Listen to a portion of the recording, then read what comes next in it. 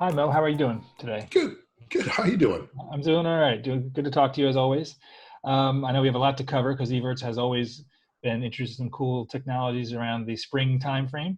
Yep. So I guess there's three you want to talk about. So let's start with the Scorpion, the smart media aggregator. Oh, okay. Yeah, Scorpion is one of our main platforms that we were going to focus on this year in the show, if we had the show. It's a versatile platform, and we see it as it does multiple bunch of different things, right? First, it can be a fundamental building block for that transition to IP. It's a modular frame, so we have different little mini modules that plug in. So I can do 12 gig, 3 gig HSDI. I can do Dante AS67. I can do intercom data and bring all those type of signals, aggregate them, and put them over a 2110 infrastructure or a 2022.6 infrastructure. So that kind of gives you a lot of different applications in which you can use that, right? Sure. So you can put them in all over the places within a facility, maybe your studios, your different areas in remote locations, and bringing them in. The other nice part of that, though, it can actually be utilized as a very powerful remote transport or sort of remote production platform. There is compression capabilities on this. So you have JPEG 2000 as well as the upcoming JPEG XS capabilities. So when you start to look at about a remote production, and again, having the ability to bring in various types of signals into a facility, this becomes a nice little element to have. So you can have this as a flyaway pack, or they can sit in the actual stadiums or venues. So you've got a kind of a versatility with it. And that's really what we're excited about is that versatility, and it can solve so many different problems and apply to so many different applications. Great, excellent. And that'll be shipping when? That's shipping now. That's Oh, been that's shipping right now. even better, excellent. That's great. And then the MIO-BLADE. The MIO-BLADE is another module that fits into the Scorpion platform, whether it's our sort of larger 1RU 18 slot one, the smaller throwdown 4 slot one, or the throwdown 2. What this module does, it really helps us to that sort of next path of what happens when you go to IP, is to start to virtualize these sort of components that would have been discrete fixed hardware pieces in your facility, like frame syncing, conversion. Operate those as software, and you basically run that on the MIO-BLADE. So I can put that into this into the Scorpion frame, take a signal in, do some sort of processing with it, and then put that out onto my network, whether it's an IP network or whatnot.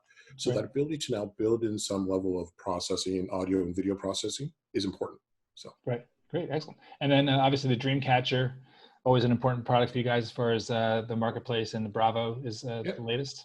Yeah, so with as we see the evolution of the production environment, I mean, we've got a great footprint with DreamCatcher, and we sort of expand beyond, I guess, what we're traditionally known for DreamCatcher, which is replay, moving that into more of a production tool. And then as we started to look at the different elements you would have in the production environment, Bravo becomes kind of that natural evolution where you start to bring all the components together into more of a collaborative production.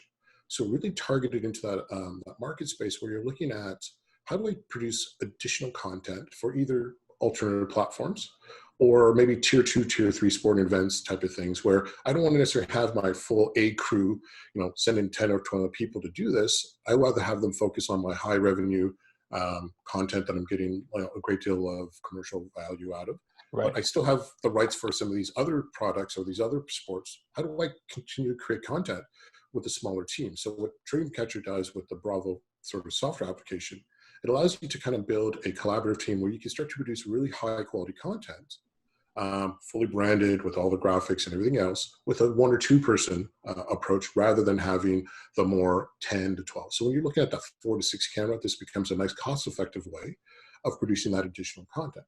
And again, it augments really well with existing systems. So I can have DreamCatcher cluster doing my full major production with a production playout and replay, and at the same time I can have a smaller section using that same sort of cluster to now produce that that same event for streaming platforms like a Twitch or a YouTube Live or a Facebook, or I can just take it for a smaller camera event, 4 to 6, and then produce that with a smaller team, but still get high value for that content rights. Right, great. So obviously we're in a very difficult, challenging time in the world for everybody, not just the sports industry.